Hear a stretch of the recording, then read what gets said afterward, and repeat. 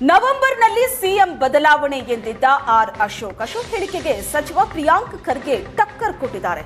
ನಮ್ಮ ಪಕ್ಷದ ಭವಿಷ್ಯ ಹೇಳೋ ಬದಲು ಅವರ ಪಕ್ಷವನ್ನ ನೋಡ್ಲಿ, ಅವರ ಪಕ್ಷದ ರಾಜ್ಯಾಧ್ಯಕ್ಷರ ಬಗ್ಗೆ ಭವಿಷ್ಯ ಹೇಳಲಿ ಅಂತ ಟಕ್ಕರ್ ಕೊಟ್ಟಿದ್ದಾರೆ.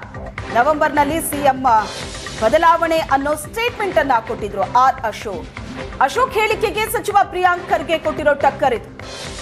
ನಮ್ಮ ಪಕ್ಷದ ಭವಿಷ್ಯ ಹೇಳೋ ಬದಲು ಅವರ ಪಕ್ಷದ ರಾಜ್ಯಾಧ್ಯಕ್ಷರ ಬಗ್ಗೆ ಮೊದಲು ಭವಿಷ್ಯ ಹೇಳಿ, ನಮ್ಮ ಪಕ್ಷದ ಬಗ್ಗೆ ಅಶೋಕ್ಗೆ ಆಸಕ್ತಿ ಯಾಕೆ ಅಂತ ಪ್ರಶ್ನೆ ಮಾಡಿದ್ದಾರೆ. ಅವರ ರಾಜ್ಯಾಧ್ಯಕ್ಷ ಬಚ್ಚ ಅಂತ ಅವರ ನಾಯಕರೇ ಹೇಳ್ತಾರೆ.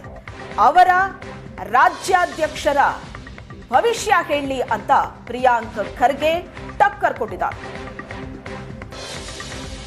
ಅಶೋಕ್ ಅವರು ಭವಿಷ್ಯ ನಮ್ಮ ಪಾರ್ಟಿ ಬಗ್ಗೆ ನುಡಿಯೋದು ಬಿಟ್ಟು BJP ರಾಜ್ಯಾಧ್ಯಕ್ಷರು ಚೇಂಜ್ ಆಗ್ತಾರಾ ಇಲ್ಲ ಅಂತ ಅದ್ರದ್ದು ಮಾತಾಡಿದ್ರೆ ಸೂಕ್ತ. ವಿರೋಧ ಪಕ್ಷದ ನಾಯಕರು ಕಾಂಗ್ರೆಸ್ನಲ್ಲಿ ಏನಾಗ್ತಾ ಇದೆ ಅಂತ ಯಾಕೆ ಅಷ್ಟು ಆಸಕ್ತಿ ಇದೆ? ನಿಮ್ಮ ರಾಜ್ಯಾಧ್ಯಕ್ಷರ ಬಗ್ಗೆ ಅವರು ಭ್ರಷ್ಟರು ಅಂತ ಹೇಳ್ತಾರೆ ನಿಮ್ಮ ಶಾಸಕರು, ಅದ್ರ ಬಗ್ಗೆ ಮಾತಾಡೋಕ್ಕೆ ತಯಾರಿಲ್ಲ.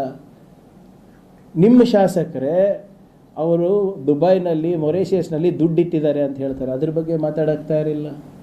ನಿಮ್ಮ ಶಾಸಕರೇ ಅವರು BJP ರಾಜ್ಯಾಧ್ಯಕ್ಷರ ಬಚ್ಚ, BJP ರಾಜ್ಯಾಧ್ಯಕ್ಷರು ಅಸಮರ್ಥರು ಅಂತ ಹೇಳ್ತಾರೆ, ಅದ್ರ ಬಗ್ಗೆ ಚರ್ಚೆ ಮಾಡೋಕ್ಕೆ ರೆಡಿ ಇಲ್ಲ.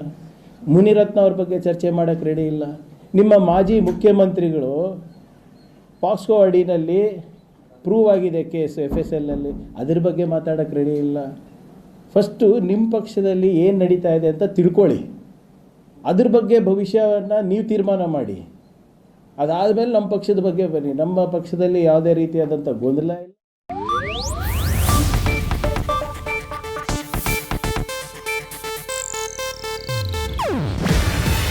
ಇದು ಏಷ್ಯಾನೆಟ್ ನ್ಯೂಸ್ ನೆಟ್ವರ್ಕ್ ಪ್ರಸ್ತುತಿ.